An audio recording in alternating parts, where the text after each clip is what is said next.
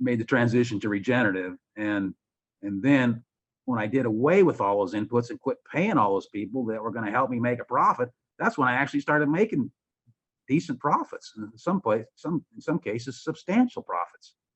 But if we don't change our ways with our food production systems, we're not going to have the resources to feed anybody. Welcome to Longevity Advantage, devoted to helping you achieve greater health and longevity. My name is Scott Fulton.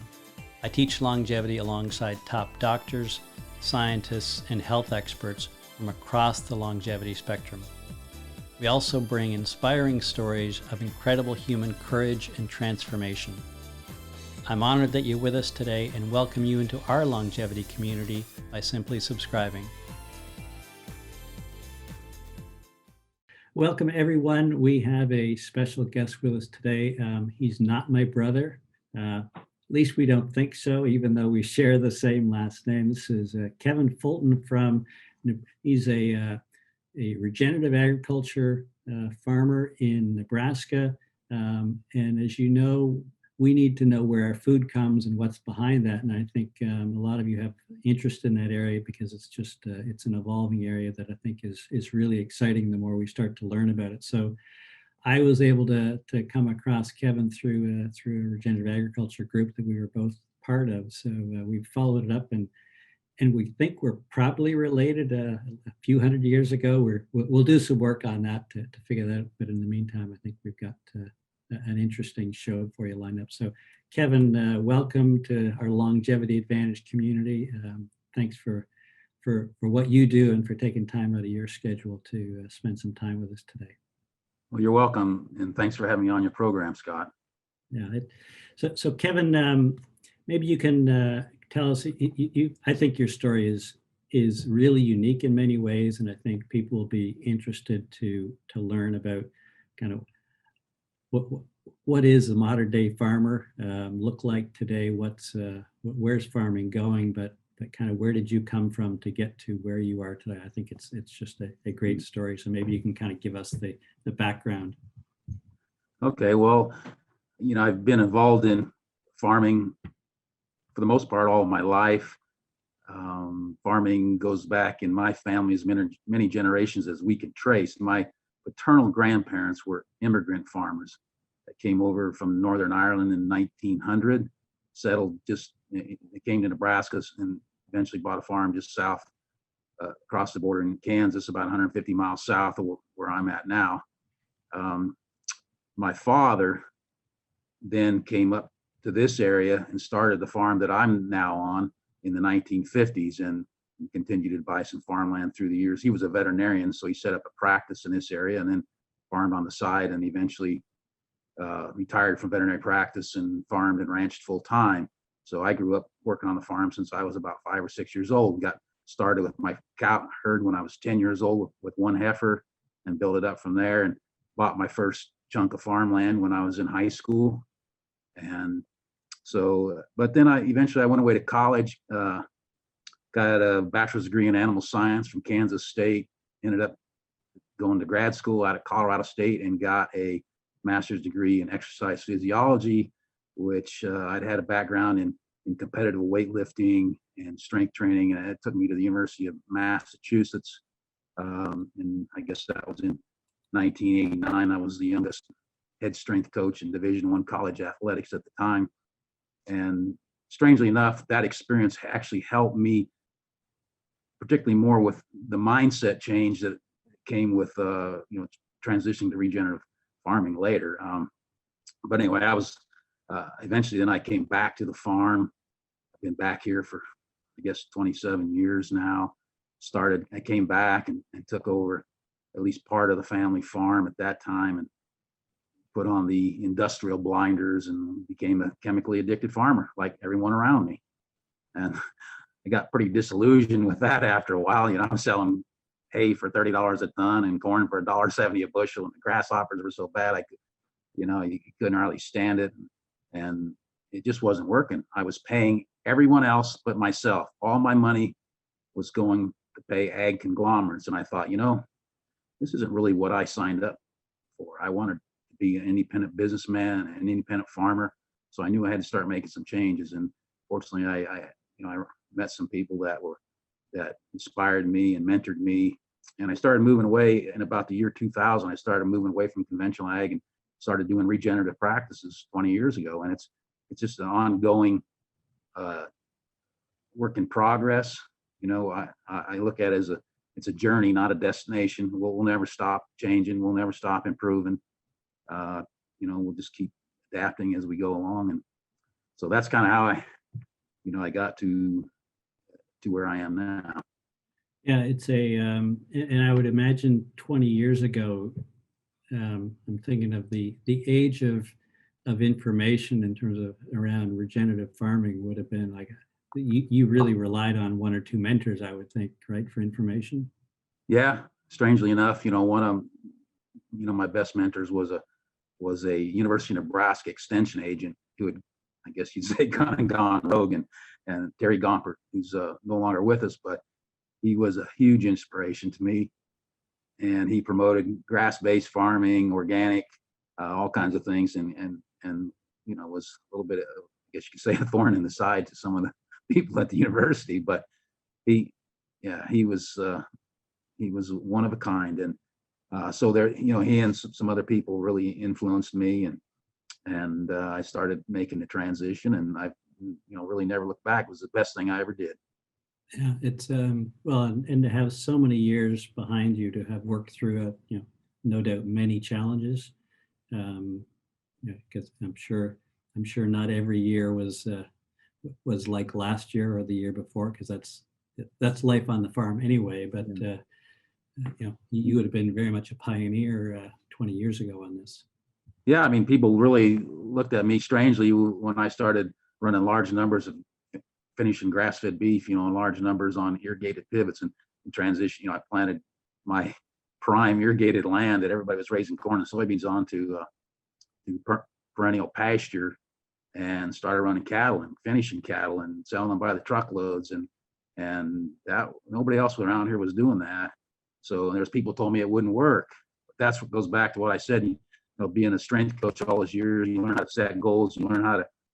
I accomplished a lot of things that people said couldn't be done, and worked around some great athletes, Olympians, and Hall of Fame coaches that taught me how to stay focused, not worry about what everybody else is saying.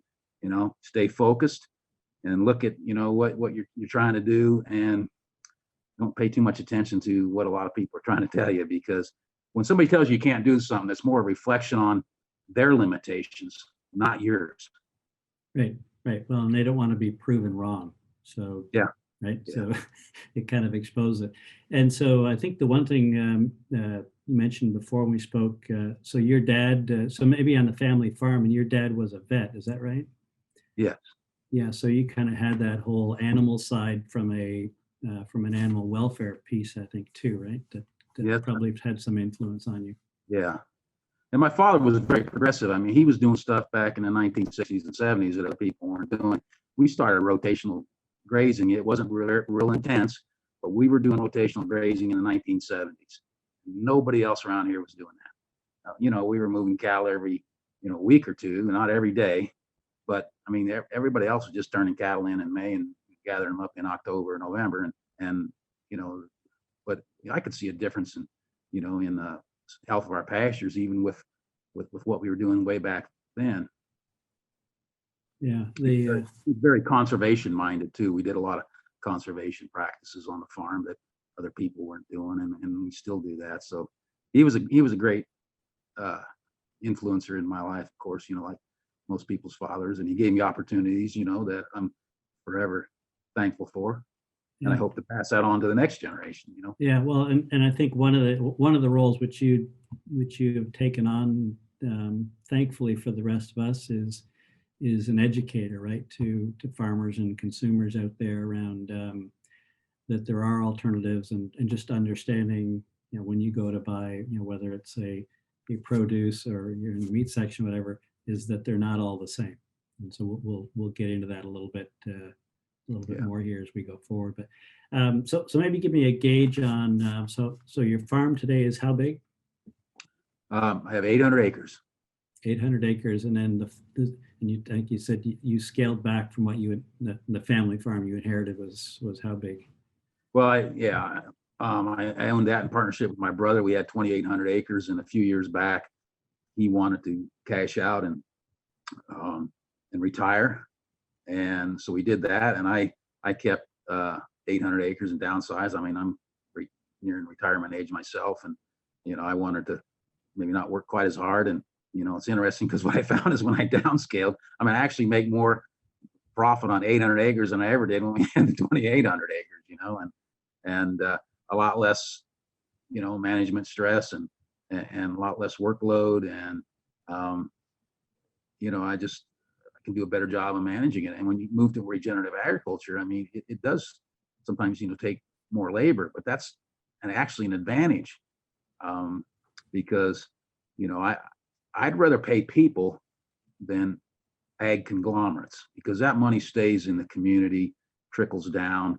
And like I said before, I mean, after I paid, the Monsantans of the world, Dow Chemical and big seed companies, there wasn't any money left over for me. And it got to be an attitude where around here, and it is, I think, throughout conventional agriculture, where, it's more important to have your neighbor than it is to have your neighbor's land than it is to have your neighbor. Well, it's going to get bigger and bigger. Horizontal expansion, where you need to rent or buy more acres and, make $20 an acre. So you got to have 10,000 acres to make a decent living. But that's a rat race. And I got off that treadmill 20 years ago, and it's the best thing I ever did. I like to have my neighbors. My neighbors probably do more work on my farm than I do, because I hire them to do all kinds of different field work and custom work. And, I have 25 to 30 people a year work on this farm in some capacity. And I'm the only full-time person. So, I need my neighbors. I don't need their land. I need my neighbors. And that's kind of going back to the mentality of, 100 years ago, or even 50 or 60 years ago. You hit on that point. I think that for me, farming, what I associate with farming being in my childhood was, it was such a collaborative profession for people, right? You absolutely rely, like you work together on things. It's kind of like the the raising the barn thing, right? Where kind of everybody comes in to help you raise the barn. Well, it's not just the barn. That's the piece we can all drive by and look at. But that really was, like, for a long time, how we operated. Of course, as the bigger you get, the I assume the more disconnected you become from your neighbor. And I farm differently than my neighbors. There's no doubt about that. I'm the only certified organic farmer in my entire county, but that's okay. I mean, I think most of them respect what I do, and some of them ask a lot of questions. Some of them are thinking about transitioning into organic. Some of them are moving more towards regenerative type practices, and we talk about that. So I feel like I, set a good example for especially some of the younger farmers that are in the area, which we need a whole lot more. Yeah, that's and I think that's for kind of young farmers out there who are looking for alternatives. Boy, I just think your story, I think, is so powerful. So maybe while we're on that, let's kind of talk about, and I think it's good for everybody to understand some more about farming, and there's the business aspects of farming, right? Farming isn't a hobby. It's you want to be successful, you better have a business hat on. Yeah. And so when we look at kind of the big numbers in farming, you mentioned earlier around what input costs, maybe you can kind of, for people that don't know what inputs are, kind of run through the list of what are the big inputs for a farmer. Well, yeah. And first of all, I guess I'd like to say that it's different when, for a farmer like myself, I mean, my only source of income is farming and ranching. That's it. I have no outside income, no outside jobs, and a lot of times, there's a lot of people throwing around advice, especially on social media, that, they can kind of do whatever they want to do. But I have to take a pragmatic approach to this, and I got to face reality. If the farm doesn't make a profit, I'm not going to be doing this much longer. I'm not subsidizing this, from outside sources. So that's a lot different. And, so, It really drives focus for anybody in business when that's the reality, right? Is there money left over at the end to put food on the table and shelter? Yeah. yeah. And the single biggest expense in my operation is custom hire. Goes back to what I said a minute ago.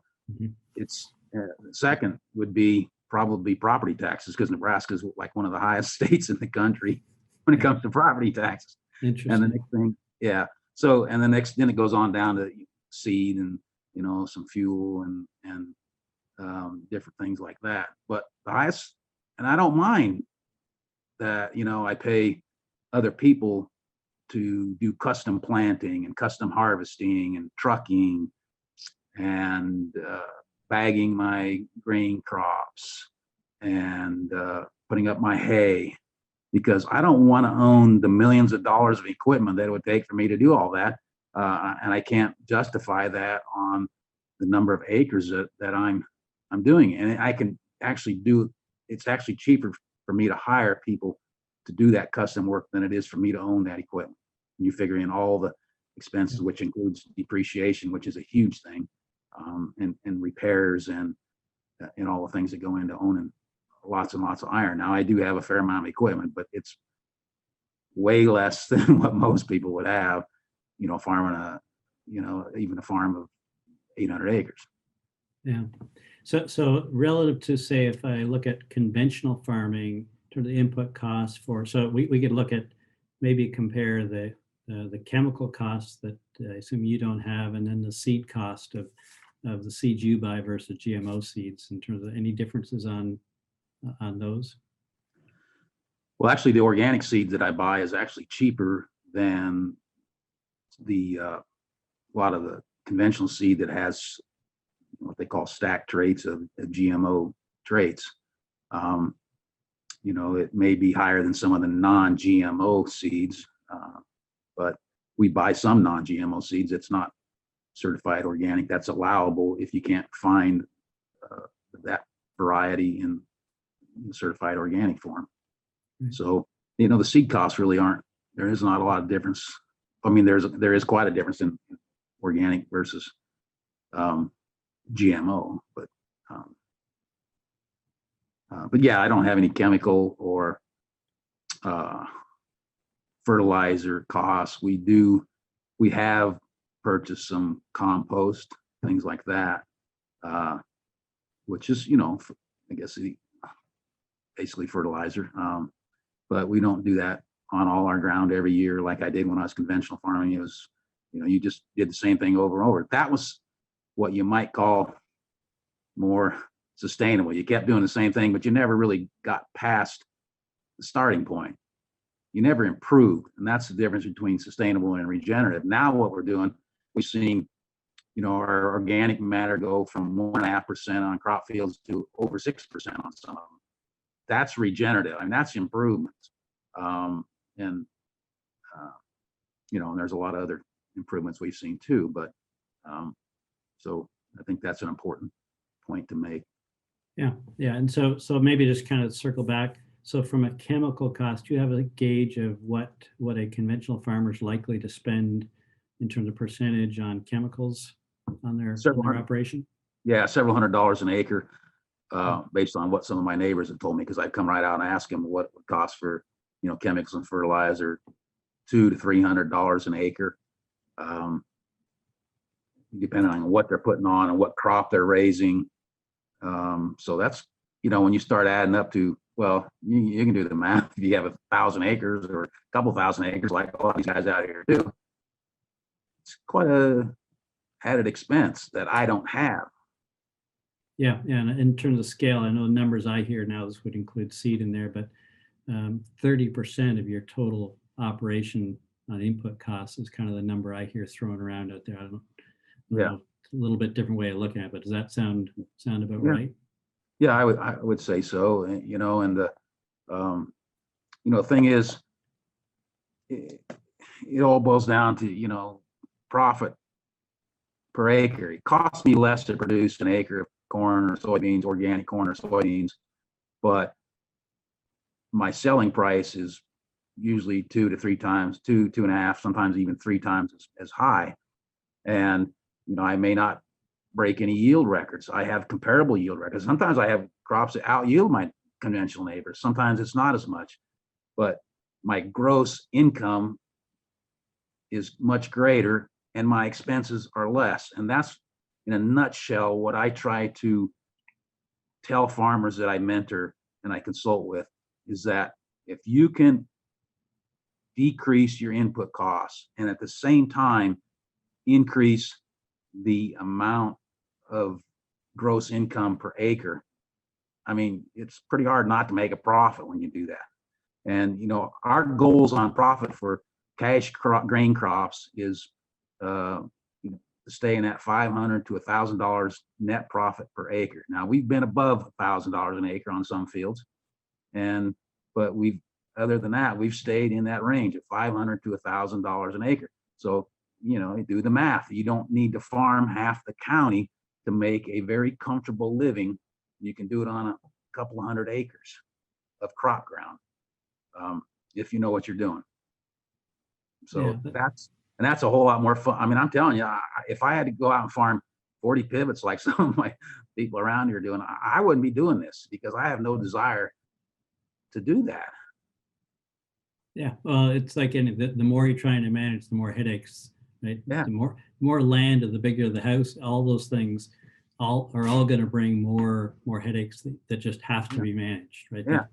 So it's not simply and then that feeds into that mentality where I need more land. I mean, I'd rather have my neighbor's land than I have my neighbor, and then we just need bigger planters and tractors. We don't need people out here. But that's the ruination of rural America. We move the animals off the land first, and then the people followed. And you know what happened to the animals? They went into factory farms and large CAFOs, and we monocropped out here without animals back on the land. And then, we didn't need the farmers in. Like I said, we just need bigger tractors and bigger planters. We need a farmer. And regenerative agriculture reverses that. So, a lot of my messages, I talk about regenerative farming, regenerative agriculture beyond the soil. Our soil health, which I'm sure we'll get to, is the foundation, but there's so many more advantages to regenerative farming that go way beyond the soil, in terms of the animals, the community, the quality of life for the farmer, the nutrient value for the customer. I mean, it just transcends into so many different things. A lot of times we don't even think about. That's the beauty of it. I mean, we sometimes just focus right in on soil health. I mean, and that's fine. That is the foundation. It's got to start there, but it sure doesn't end there. What's the prognosis look like on existing farmland in terms of soil outlook, in terms of what's coming down the road to us that most people have no idea of? Well, I guess what I try to tell people, and I don't try to put I don't want to be Chicken Little out here, saying the sky is falling and we have X number of years, or, we're doomed. But if we don't change our ways with our food production systems, we're not going to have the resources to feed anybody in the future. I don't know what, I can't give you a date or how many years that's going to take, but you don't have to be, a soil scientist to realize the problems that we've run into. And so we've got to start making changes. We need to build local and regional food systems. And, we talk about, this is one of my favorite debates, maybe I'm getting ahead of the interview here, but feeding the world. And a lot of these farmers think they're on some sanctimonious mission to feed the world. In reality, they're not directly. I got friends and neighbors and acquaintances that farm thousands and thousands of acres and don't feed a single person directly, not even themselves. I mean, when was the last time anybody sat down and ate a bowl of number 2 yellow corn? I mean, so let's take state of Nebraska, for example. It's one of the, the most prosperous states in the country when it comes to ag production. But we as Nebraskans, and there's only 1.9 million people in the whole state. So you think we ought to be able to feed ourselves with as many acres of ag products as we have. We consume about $4.5 billion worth of food every year. 4 billion of that 4.5 billion comes from outside our state's borders. I mean, how crazy is that? We don't even begin to feed ourselves. And I've got friends that farm 1 or 2 acres that feed way more people than other friends that farm 10,000 acres. Well, I mean, the numbers you throw out there are almost identical to Kansas, and I'm sure there's probably another half a dozen Midwest states that all line up the same, right? Yeah. Yeah. And, and I can take you within, I'm not going to, I hate to single out neighbors and stuff, but I can take you within a 4 or 5 mile radius of my farm and show you some of the most atrocious examples of land degradation that you might be able to imagine. And I call those people land rapists. I mean, they farm right up to the gravel on the road ditches. They've torn out all the road ditches. They've torn out every single tree along the creeks. They've torn out every single windbreak so they can farm, there's 6 or 8 rows of corn that they're probably not making any money on. And the erosion, they come in every spring and fill in all the ditches in these hilly pivots that they farm out here. Most of them own soil movers and maintainers and things that they come in and try to correct all the erosion instead of, they're just addressing the symptoms. They're not addressing the root of the problem. So that kind of goes back to what you said. What's going to happen the topsoil that we've lost is, there's figures out there. I don't know them off the top of my head, but the amount of tons of topsoil that we've lost off our farms is just astronomical. Yeah, I think the current projection is around we have about 60 years of topsoil left. Yeah. Right, which is, well, it may not be a concern for you and I in our lifetime, but it quickly becomes, we just need to go one generation. And so when we talk about sustainability, it's inevitable that it's going to have to change, because in the gap we're in right now, what I'm seeing happening is the solution is, well, we'll put more chemicals, more fertilizer to make up for the loss of soil, right? Yeah. Well, that doesn't come for free. That obviously comes, and so the profitability piece, it just becomes more and more unsustainable. Right? And if most of those fertilizers and chemicals are petroleum based, which they are, that's a finite resource. Yeah. So, and what I do is, and regenerative farming does is, we learn how to build our own fertility. And I tell people, I never really learned how to farm until I moved away from chemicals and towards organic farming. And I'll tell you right now that, you don't have to be organic to be regenerative. There's a lot of overlap and there's a lot of differences. And I tell people that, the best examples of regenerative farming that I've ever seen have been on organic farms, but some of the poorest examples of regenerative farming that I've ever seen have been on organic farms, because what happens a lot of times is people just trade conventional inputs for higher priced organic inputs that come from a greater distance. That's not really an improvement. But you can be very regenerative and be organic, and a lot of people are. And then you have, some of these add-on programs like the Real Organic Project and Regenerative Organic certifications that are add-on to the USDA organic that focus on regenerative practices. So, we've become certified with the Real Organic Project, and I applaud those movements to take organic to another level. We do a lot of no-till with our organic cropland, and we do still use some tillage and with some certain crops. But anyway, I might be getting off on and I think maybe just kind of stepping back, I think one of the things that I remember you telling me before was, if you kind of reduce it right down to its purest, or what's the single difference between conventional or chemical farming or industrial farming, as I tend to call it.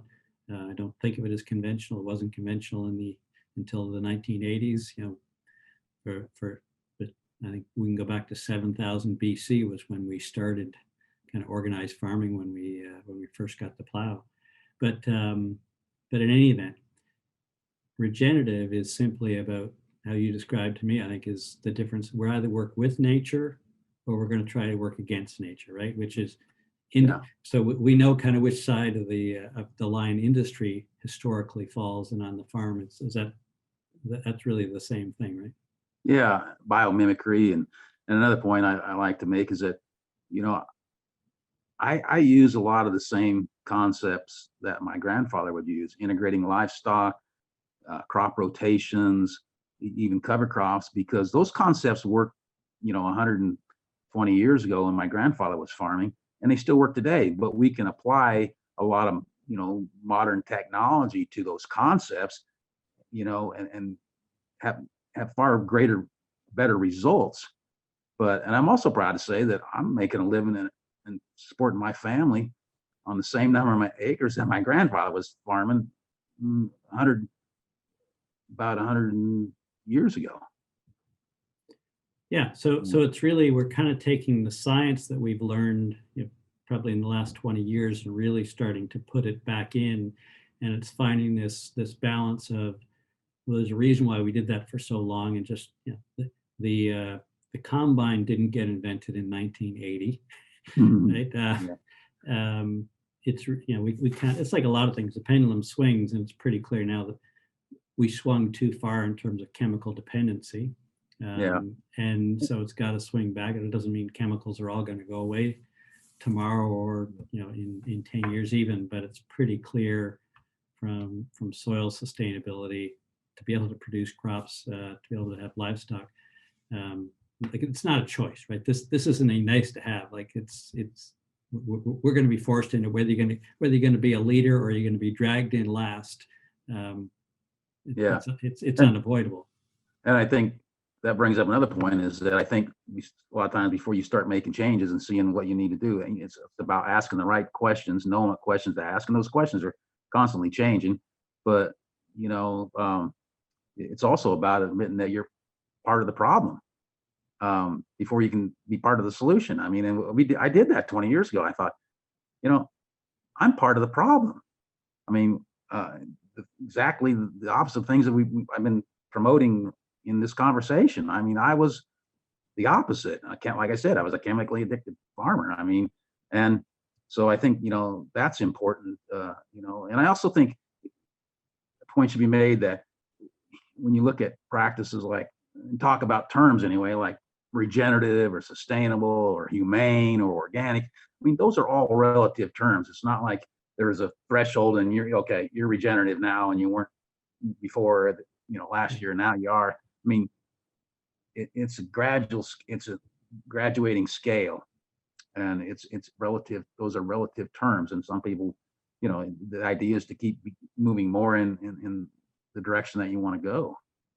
Sure, and it's going to be a function of where you are in the country, what your soil conditions are, what the demands are for the products that you're able to supply. It's not.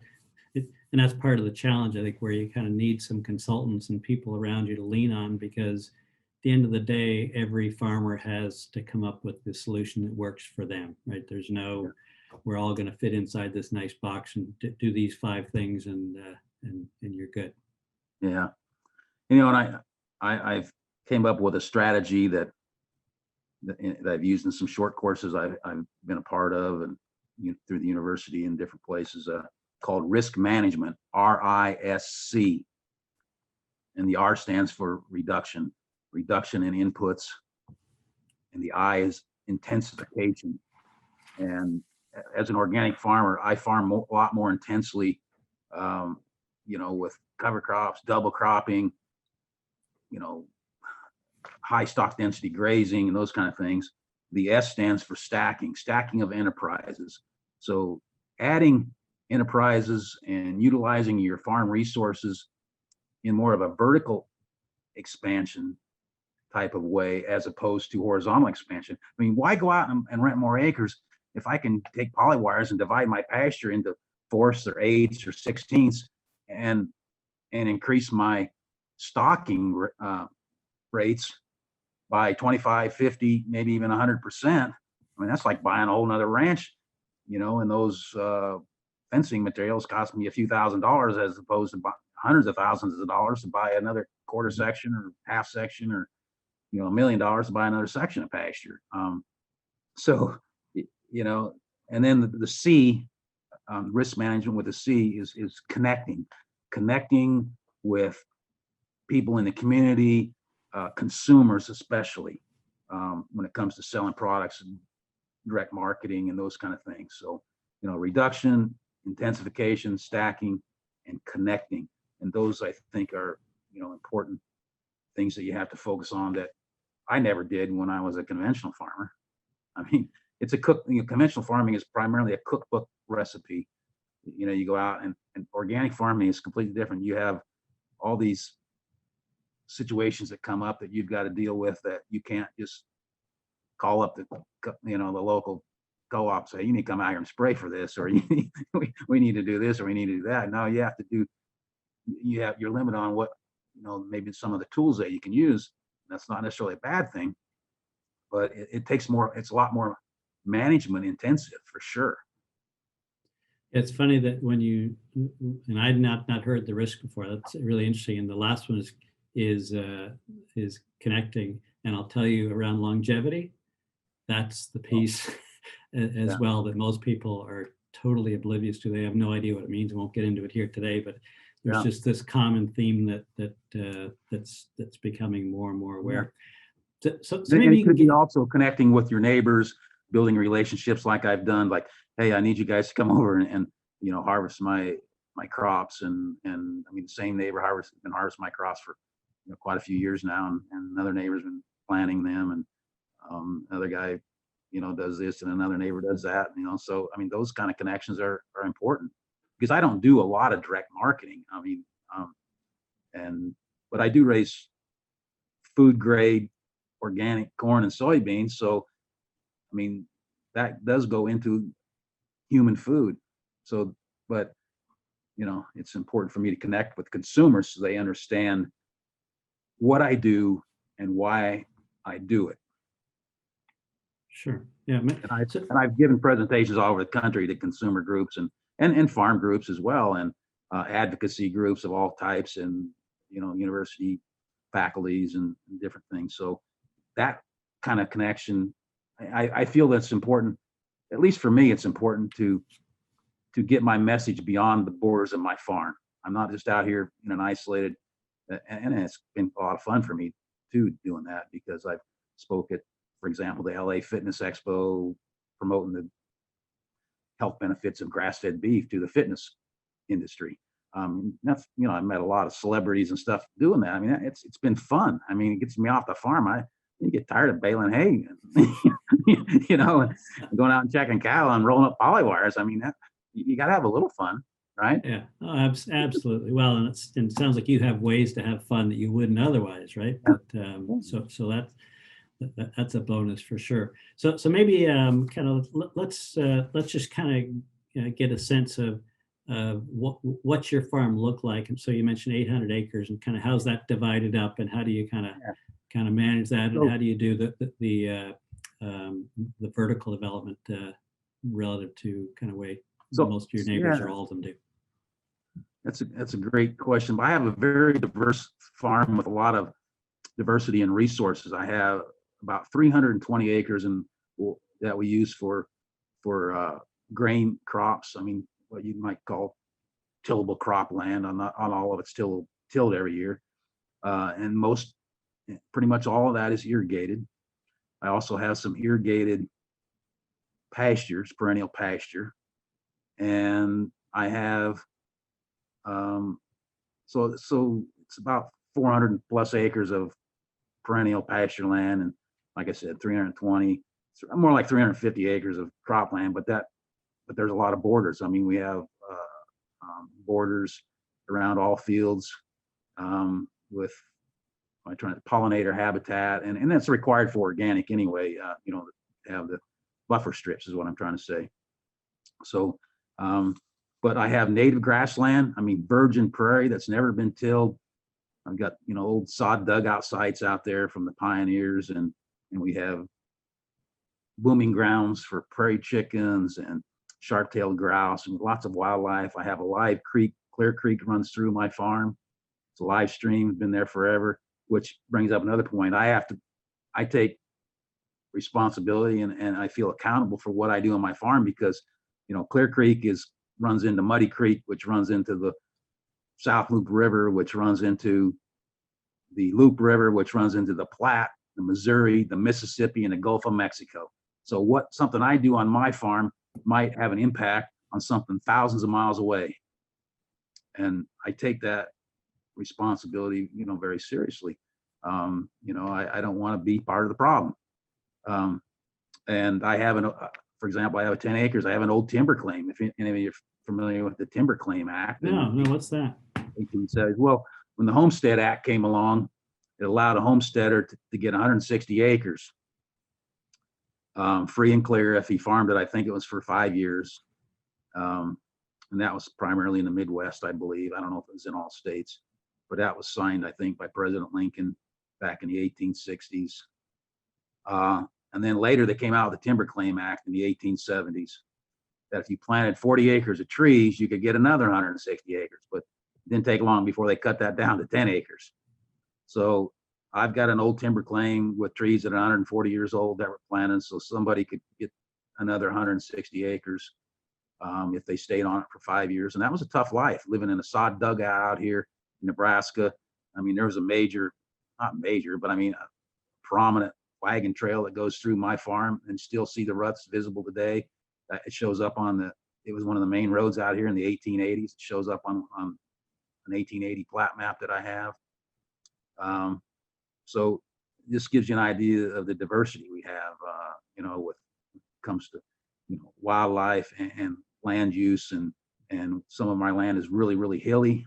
I'm in the Luss Hills, but the ground that I farm is pretty much flat down in the Creek Valley, and that's irrigated. It's very productive land. And, I have several building sites. So anyway, it's a diverse farm. We have livestock and crops that we integrate. We've done multi-species, sheep, goats, cattle, poultry. Although right now I'm back down to cattle because I kind of had to streamline things a little bit more. I'd love to get back into sheep and goats, but it takes more labor, and I'm a little bit short on labor the last few years. And, I've just had a hip replacement 6 weeks ago, and I'm getting the next one done next week. So, I'm not able to do as much as I used to. So, you have to conform to some of that stuff.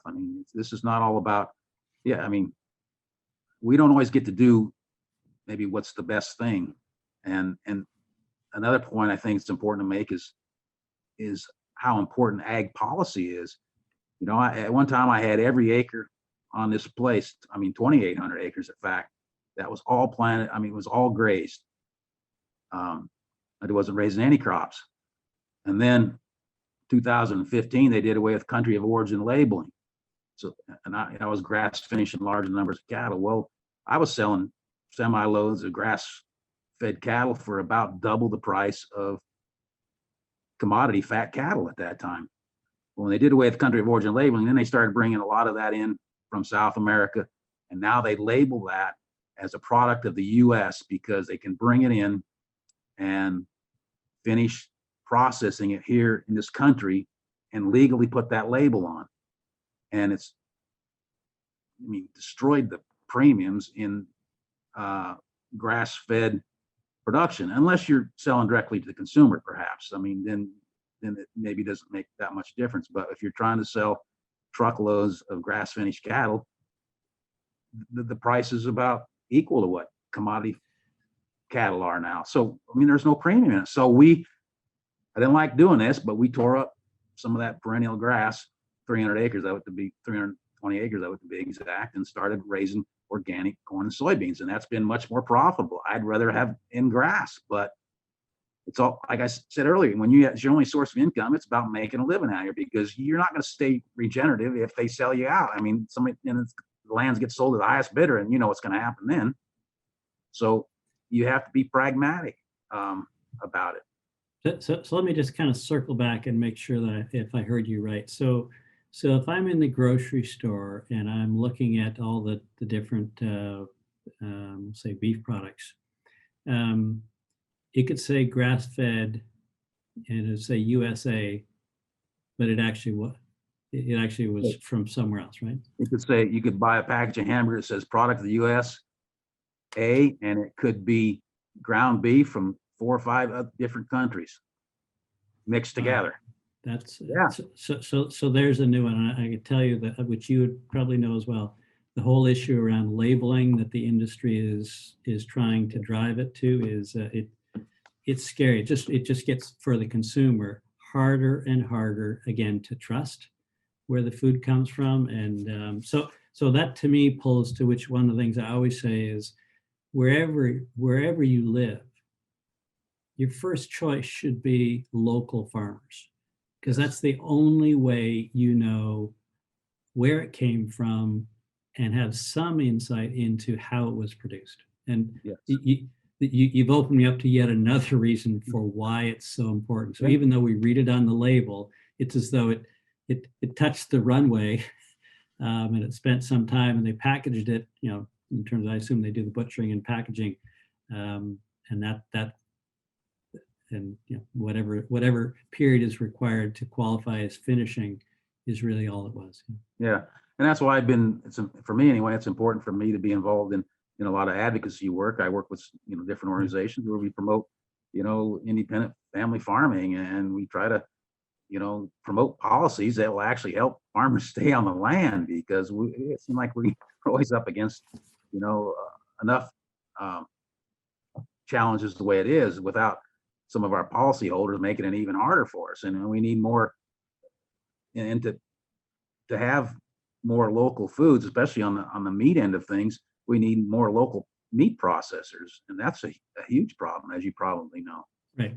It's again of places that it's all well and good, but if you don't have a place to send it, then then what do you do with it? Yeah, it's a so let me just shift gears a little bit and kind of go back to so let's talk a little bit about the livestock side. And I know back in earlier days you were helping out with some of the research work.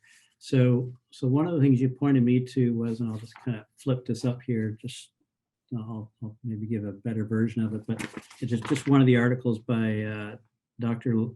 Lauren Cadane. And generally what's in here, and I'll read it, and what I think was good, and this was obviously your work, you can talk about it, but it was trying to compare the difference between wild or remnants versus grass-fed versus industrial or grain-fed CAFO source, which is probably 80 or 90% of the products that are on the grocery shelves. And so I think what really strikes me is that we tend to want to paint everything with the same brush. And so in the nutrition side of it, if there's, there aren't many places in nutrition where we all kind of point to and say, 99% of us all agree, and I'll say one of them is saturated fats, right? So of what's the leading cause of heart disease what's the number one killer in the country? Heart disease. What's the leading cause of heart disease? Probably point to saturated fat in terms of the intake is more important than diet, or more important than how many vegetables you eat, more important than how much exercise you get, more important than almost everything.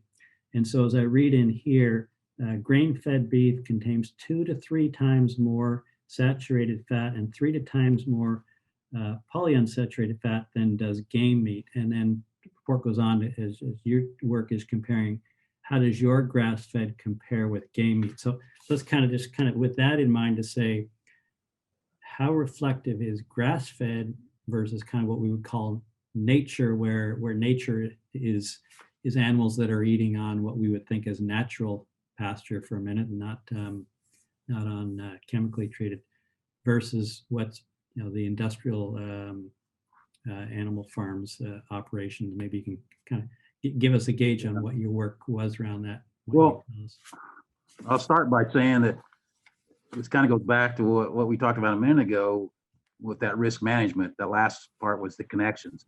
And who would have thought that 30 years ago, over 30 years ago, I started graduate school, and my academic advisor was Dr. Lauren Cordain. At that time, I wasn't doing organic farming or grass-fed beef or anything, and he wasn't doing anything related to paleo nutrition. I left the university, graduated, left the university, and a number of years later, he got involved in the paleo nutrition movement and wrote numerous books, authored numerous books. And I came back to the farm and started doing grass-fed beef, and we reconnected. And I said, Lauren, he was a big proponent of eating wild game meat. I said, Lauren, that's probably fine if you're in the pristine mountains of the Rockies. But I said, out here where I live in my world, that's the last thing you probably want to eat. Deer that are roaming around drinking out of polluted streams and eating GMO crops and saturated, cropland that's saturated with chemicals. I said, you'd be better off eating grass-fed beef in an environment like the way I raise them, where they're drinking, well water out of some of the purest aquifer in the world. And that's another advantage I have. I sit over some of the deepest parts of the Ogallala aquifer here, and I said, and they're eating grass on an organic operation. And he said, well, I never thought of that. I said, would you be interested in doing a study where we compared the fatty acid profiles of my grass-fed beef with the wild ruminants? He'd already done that work, deer, elk, and antelope, I believe. And so he agreed. And I took, 100 bone marrow samples from my grass-fed beef, and we analyzed them and found what I expected. There was no statistical differences. A bovine is no different than a wild ruminant, except it's been domesticated in relatively recent years. But biologically speaking, there's no difference. But it's all about what the animal eats. And I told him, I said, the deer out here are grain-fed. They're not grass-fed. I said, so, and then he realized it. Yeah, so then he became a customer of mine, and started eating grass-fed beef. And we both spoke at the National Grass-Fed Beef Conference that year, and a year or two later in Penn State University, and he was a big hit out there, and he became a proponent of grass-fed products. And but anyway, yeah, there's a tremendous difference when you start to look at the fatty acid profile. One of the important things is CLA, conjugated linoleic acid, which I know you're very familiar with, and the health benefits of that. And again, the levels in that are 3 to 4 times higher, generally speaking, in grass-fed products compared to grain-fed. So, anytime we take an animal and change their natural environment, there's going to be some consequences, or certainly some differences, nutritionally speaking. And I think same goes to say with plants as well as animals. Wouldn't you agree? Right. So that I think plays into, I was going to take you now into the soil health piece. We can jump into that a little bit, because soil health is really across the board, right? Whether we're talking on pasture land, or whether we're talking on whether it's your corn or soy or whatever, right? So what would be the elements of good soil health versus what we're seeing happening on a lot of farms on the soil health piece? Well, soil is an ecosystem, and that ecosystem thrives when it has the right balance, and certainly thrives. I tell people, go back to Ecology 101, there isn't an ecosystem on this planet that thrives without that symbiotic relationship between plants and animals. So it starts there. That's not my opinion. That's one of the very basic laws of Mother Nature. So you got to look at the soil as an ecosystem, plants and animals and microorganisms and micronutrients and macronutrients, and it's about trying to find the right balance. And I'll be the first to admit that I'm not a soil scientist, and I don't understand a lot of those things. I'm still learning, but we do soil samples every year on my farm, and I use those to sort of gauge improvements and figure out what we need to add, if we need to add anything, or what we need to do. And sometimes it's not easy because it's complicated, knowing what to do and stuff. But I think, I've got some soil samples here that I might just point out a few things. I think some of the things we look at is certainly organic matter and soil respiration and total organic carbon, pH levels, certainly microbial active carbon. And we use the Haney test. We started out, we're most people are in single digits and teens, and now I got my soil health scores are off the scale with the Haney measurements. They're in the high, a lot of them in the high 20s and even low 30s, which I don't know anybody else. I've never come across anybody else that had those kind of scores. My soil organic matter is generally in 3.5 to 6.5% range. So we made great strides there, and we continue to make progress, even with organic farming and using some tillage, but not excessive tillage. So here's, for example, I used to think that soil organic matter was the most important thing, and it is important. But here's this is a field that had 6.3% soil organic matter, but if you look down here at my soil health score, it's 24, almost 25. That's really high, but and soil respiration is 217, total soil carbon is 312. Those are good numbers. But then I'd look at this other test from another field, same time. This has a soil health score of 33.33 on the Haney test, but the organic matter is only 2.8. And that was like the lowest field I had that year. This is about 2 years ago. But soil respiration is off the scale, 538. Microbial active carbon is 233. It was only 69 on the other one. But when I get back to soil health, I wanted to mention that there's some people do more recent research being done that shows the value of grazing, and certainly in a holistic planned grazing system, there's actually a net carbon sink, which substantiates the importance of having animals on the land. So people say, oh, carbon emissions from the livestock industry is, this figure, whatever. Well, there are some problems, but those are because of the CAFOs and, raising the crops and hauling all the grains over to the animals and hauling the manure back. And those animals are standing in feedlots or in buildings or whatever. Yeah, there's a real problem with that. But when you put the animals on the land and let them graze, there's actually a net carbon sink. And my friend Will Harris down at White Oak Pastures in Georgia, they've done some studies on his farm. My friend Dr. Jason Roundtree up at Michigan State has done a lot of great research when it comes to grazing.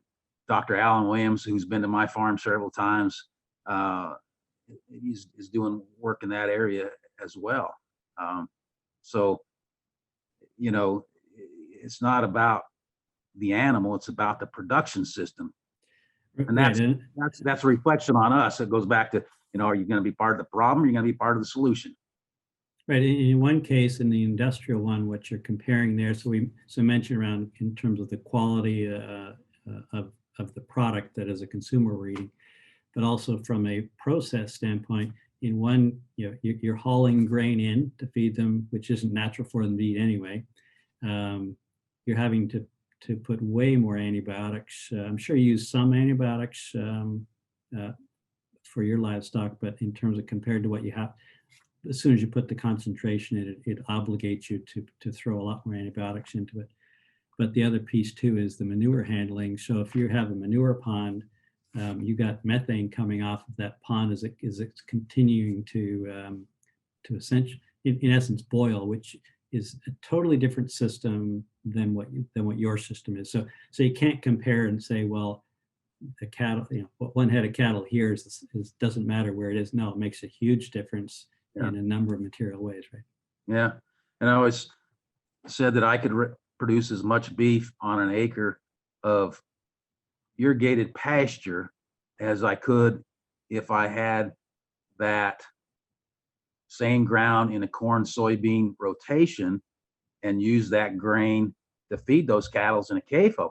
But I cut out about 12 other steps. The animal is born on that ground, lives its life on that same pasture or adjacent pastures and gets finished on those pastures, and it never leaves until it, the day you take for processing. Well, so all the, and a new ruminant animal recycles approximately 85% of what it eats.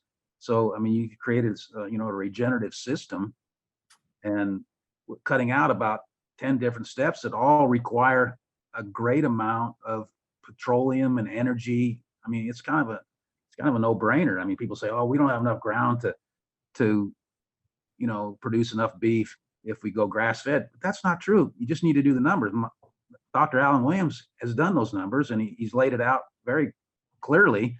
And we have plenty of ground to do that, but we'd have to convert some of those millions and millions of acres of, soybeans and corn that are used to propagate, or to feed those CAFOs. We'd have to convert it back to grass. I mean, but why would that be a bad thing? Yeah, It's a good thing on so many levels, on an environmental level, on a soil erosion reduction level, on a consumer health level, on a better system, but more humane system for the animals. I mean, the list goes on and on. I mean, there's not a downside to it. I mean, what don't you like about that? More money for the farmer. I mean, more potentially too. Yeah, less input. I mean, yeah, the only loser in it is the chemical industry, right? That's exactly. So I think there's a great example you share with me. If you could tell us the story around your wheat crop relative to your neighbors, but also take us through kind of the whole cycle to give people a sense of just how regenerative ag works and why it's so powerful, and what it's capable of doing. So I had been, running high stock densities of cattle on a certain field it was 120 acres field of irrigated cropland, cover crops, and high stock densities. Did that for several years, and then I rotated that to wheat. And it was my first ever, my second ever wheat crop, but my first organic wheat crop. And this was in 2009. And several publications wrote this story up, and even one mentioned in one book. But what we did was we planted the wheat, no fertilizer, no chemicals, no inputs. I couldn't water it because it's on gravity irrigated ground, and you don't have furrows, so it's essentially dry land. And we hadn't watered the cover crops preceding it either. So I mean, it was essentially dry land wheat, and it yielded over 100 bushels the acre. This is back in 2009.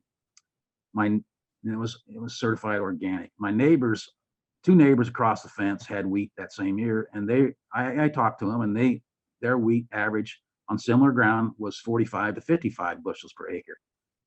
The county average was, I believe, 40 bushels per acre. So, and we were over 100. And I was sitting in a combine with custom combiner, and I saw there were spots where it was yielding 115, 120 bushels to the acre.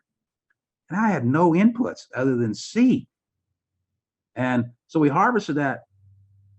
But because I hadn't sprayed it, I mean, we harvested the wheat, and just under the wheat canopy was a flush of weeds about a foot tall. And we got some rain, and they just exploded, which was not a bad thing, because I've harvested a lot of fields of weeds. I call it nature's cover crop. And as long as you don't let them get too big and out of hand, I mean, there's more nutrition in a lot of those weeds than there is in a lot of the plants that we incorporate in with our cover crop systems. So I had the cattle out there, and I got over $100 worth of grazing value out of that after we harvested the wheat.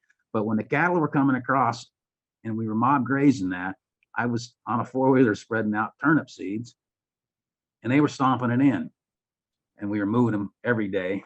I had real high stock density, and the turnip seeds came up, and in just a beautiful field of turnips, and I had some other species in there too as well. I don't recall exactly what it was, but so in November and December, we came back in and grazed the turnips and got more grazing on it. So essentially, we triple cropped that ground.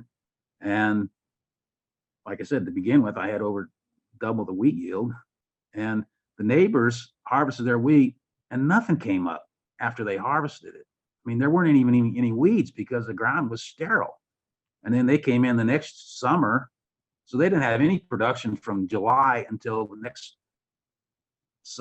spring, when they came in and planted, either corn or soybeans or whatever it was they planted. So that land just laid idle. And meanwhile, I'm out there, grazing several more crops.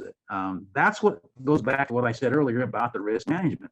I reduced my inputs. I had far fewer inputs than my neighbors, and I intensified with the cattle and stacking the enterprise. So I intensified because we essentially triple cropped that ground. I mean, nature provided one of those crops, but I mean that, what's not to like about that? I mean, from an economic standpoint, I mean, who do you think made more money? It's no wonder your neighbors don't like you that much. Which obviously isn't true because they're overworking, but the neighbors far away that don't get the benefit of being able to do some work on your farm. So yeah, no, I got good neighbors. I get along with pretty much all my neighbors. Yeah, they're good people, but they just do things differently, and that's their choice. It doesn't matter what we're talking about, and like whether it's farm operation, industrial operation, or whatever as a consumer. Why would I want to change what I've been doing all this time, right? It is not an easy thing to talk us into. So that's why, I think hearing the message of, from people like you is just so important to give us more information. The more informed we are, we can't help but make better decisions. There's just, it gets, eventually we get to the point of, I guess, even I'm going to have to start to change some choices, and you realize it all ends up being the bonuses that no one ever talked about. So maybe on that point, it kind of as we kind of work to wrap it up here, would be in terms of the farming. We could get into talk about how the farm bill works and doesn't work and all those things. At the end of the day, consumers are the ones driving the show, right? In terms of, because it's demand, what consumer demand. Certainly we're seeing in the organic space. So there's a reason why you get more for your organic products, is because it's truly higher value, right?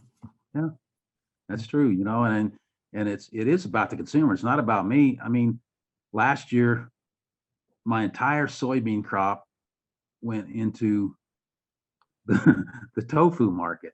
I mean, I don't eat tofu, and I don't have anything against it, but I mean, I just prefer to eat other things, and it got hauled to, and made into tofu, and that's fine. If there's people that want tofu and they want it organic, I'm more than happy to supply that product and get paid very well for it.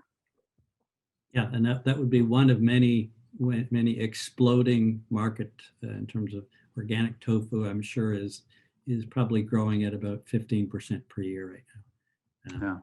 It's so in terms of worrying about what the EPA and the USDA and everyone else is doing, bless their hearts, the people who want to do that. We need that effort, but I would say there will be nothing more impactful than what the market does, and that really is consumer choice.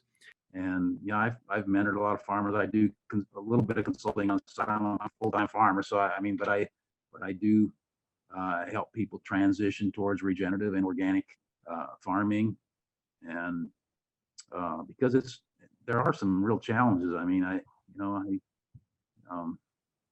and you can learn from other people's mistakes. I think sometimes easier than with a lot less stress than maybe learn from all your own mistakes, which is kind of what I've done. I've made plenty of blunders along the way. It's the blend, right? But I think it's always the danger of any entrepreneur, and a farmer's an entrepreneur, is that you kind of forget that you really aren't as alone. You're only as alone as you choose to be. And that brings up another point. I mean, I do a lot of reading, and I do a lot of continuing ed. I try to go to quite a few conferences and stuff. I speak at a lot of conferences, but I read, probably a dozen articles a day, or at least skim some of them. And it really sort of astounds me sometimes when I start talking to other farmers and how unaware they are of some things. I had a conversation with a neighbor. I won't mention any names, but but a couple of years ago, and he was talking about he came over and he was asking me about the organic crops, and I had corn that year, and he asked me what kind of price I was got for my corn, and I said $9.50 a bushel. And he just was flabbergasted. He said that's at the time. He said that was 3 times more than he was getting. He says I can't. Tell me how important yield is. That we'll kind of wrap up the business side of it here. Well, yield is certainly one part of the profit equation, but not as important as what a lot of people put on it. Like I said, I mean, I'm not going to set any yield records. Well, I might on that wheat crop, but that's an exception, and I probably produce more when it comes to forages than my conventional neighbors. But when it comes to corn and soybeans, I'm not going to probably set any yield records. But it doesn't matter. I mean, it's about profit per acre, and all these companies that are selling inputs, like chemical companies, I mean, they always talk about if you use this product, be more efficient, you'll be more profitable, help your bottom line, and all this. Well, if that's the case, why aren't most farmers independently wealthy? I mean, if you're doing all these things that are supposed to make you more profit, I tell you what, I didn't really start making. I was like most farmers. I just made enough to keep farming the next year,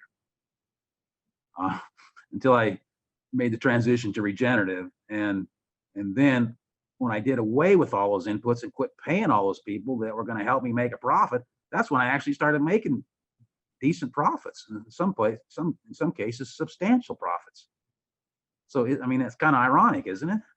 You don't have to be a math whiz to figure out if you give up 20% yield, but you're getting 2 to 3 times the price, are you better off or not? And even in some cases, if you give up 50% of your yield, which we don't, but I mean, even if you did, I mean, you'd still be better off. But a lot of people can't. I mean, for a lot of people, it's an ego thing. I mean, they don't want to say that, okay, the neighbors are producing 250 bushel corn, and we're only producing 200 bushel corn.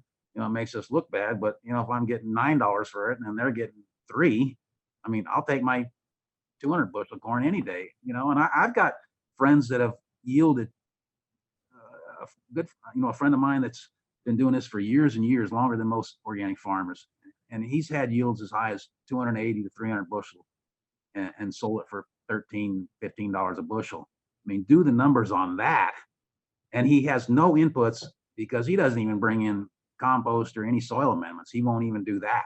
He just has a crop rotation, and you take 280 bushel corn times $13 a bushel, and his expenses are probably $400 or $500 a bushel. I mean, an acre. I mean, that's crazy profit level. Yeah. Well, it's that's why I say it's inevitable. That's the direction we're going to go. Not everybody's going to get there this year or next, but it's, there's enough drivers to say on the soil side in terms of we can't continue to operate this way anyway. Farmers, at the end of the day, you're either going to be profitable or you're going to be out of business.